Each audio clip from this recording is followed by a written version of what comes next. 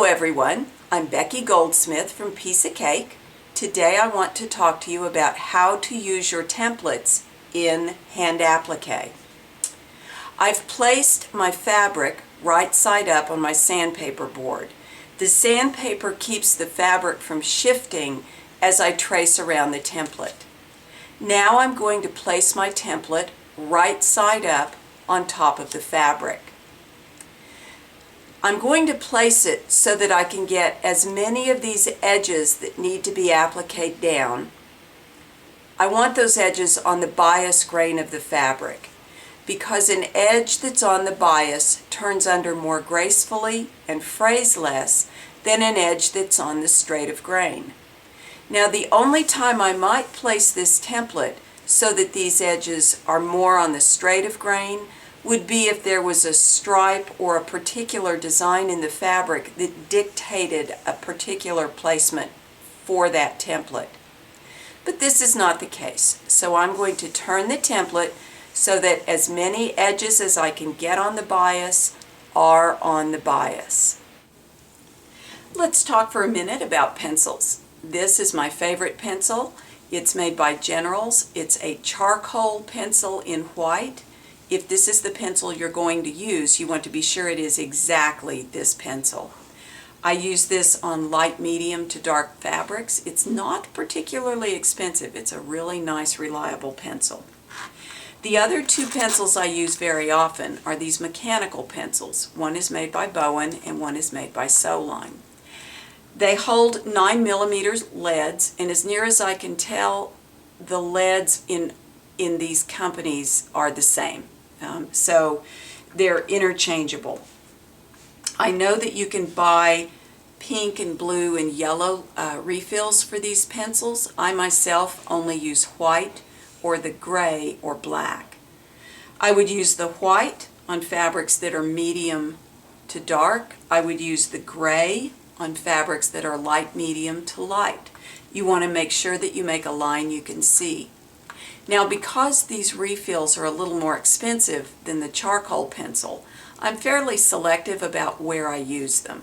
So this pencil the Bowen pencil that I have here, I have filled with the white chalk, and I usually use it for circles or tight curves, and it's a really great pencil to use there because when you make a mark, it tends not to pull the fabric out of position as much.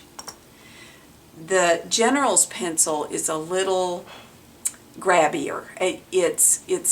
There's more resistance, so that when you make a mark, it tends to pull the fabric a little bit more, which doesn't really matter because when you're tracing around your template, you can brace that fabric movement with your fingers. That's harder to do when you're drawing around a curve, which is why I use this pencil at those times. I find it easier to have one pencil always loaded with white and one with the gray, so I tell them apart by having them in the two different pencil casings. So let me set that aside. All right, let me trace around this leaf. I want to find a place on the fabric that I haven't made a mark already. So I'm going to turn the leaf this direction. Again, it's on the bias grain of the fabric. Now, this flat end of the template is the end of the leaf that falls underneath a stem, and then all of the rest of this area is going to be needle turned under. So I'm holding everything firmly against the sandpaper, and I'm going to mark around this template. Now, you may have been taught that as you trace around your templates, you need to make some really tiny, fine line. That's really not the case. The line that you draw around this template is part of the seam allowance. It really doesn't matter if this line is that wide. Who cares? The edge of the line that matters is the inside edge of the chalk. Everything beyond the inside edge of that line turns to the back. If you make a line that's so faint that you can't see it, then you have real trouble when you're sewing, keeping the line in view and accurately turning it to the back. Now I want to be sure that I get this point drawn. Let me zoom in here just a bit. Sometimes what people do is draw one side of a point and they draw the other side of the point and they never actually connect those lines at the end. So anytime you're drawing a shape that has a point, make sure that you connect the lines there. I want to turn this around. I'm pushing down pretty vigorously. It's as if I am coloring this line. Don't be afraid to make your lines. And because I'm on my sandboard, I can turn this so that I'm never having to draw in an unnatural position. Now, as I said at the beginning, this end of the shape is covered by something else. So I will make a slightly less aggressive line here, just in case the leaf shifts as I'm sewing. I don't want to have too dark a line right there. Now I want to cut this out. So I'm going to set the template aside and pick up my scissors. And when I cut this out, I want to add a 3/16 inch seam allowance to the outer edge of the applique. Now remember that the chalk is part of the seam allowance. So that 3/16 of an inch line begins on the inside edge of the chalk. Take your time, keep your seam allowance uniform. It really does turn better if the seam allowance is a uniform width all the way around. Well, all the way around on the edges that you're going to sew. Now remember, the bottom of this stem is, the bottom of this leaf is covered by the stem. That area I'm going to cut bigger, longer, so that I am sure that the stem will cover it. I can trim off the excess length later when I'm about to cover it with the stem, but until then I leave it 1/4 of an inch or so. Now, before I move on, let's think about this. How big is 3/16 of an inch? It's right between 1/4 of an inch and 1/8 of an inch. So you can think of it as a scant 1/4 of an inch if you like, and sometimes that helps.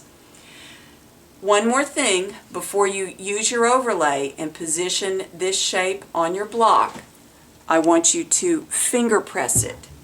Every edge that gets turned under and sewn is going to get finger pressed. And what I do when I'm finger pressing is I turn the seam allowance, including the chalk line, to the back of the applique.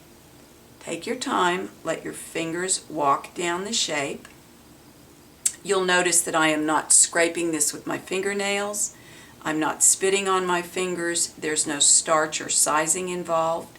Now at the end of that point, finger press beyond the end into the seam allowance. Then I turn it in my hand and do the same thing in the other direction. So back to what you're not doing. You're not laying it down and scraping it. You're not using a little iron to press it. You're just pinching this very securely with your fingers. You want to turn it so that there is no chalk visible on the front. All of that chalk is on the back of the applique. Now when you get back down to the beginning, you do not need to finger press this end because it's going to be covered by something else. You want it to lay flat. You want to finger press every shape before you pin it to your block, because the crease that you have finger pressed into the shape will be remembered by the fabric, and it will make it so much easier to needle turn those edges under as you're sewing.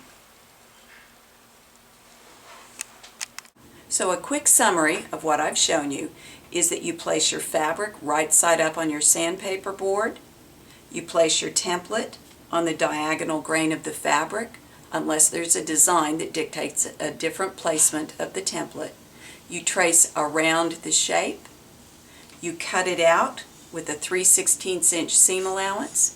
except in those areas where a shape is covered by another shape. Then you leave it a little longer. You finger press the shape, and then you are ready to position and pin it on your block. I hope you find this helpful. Happy stitching!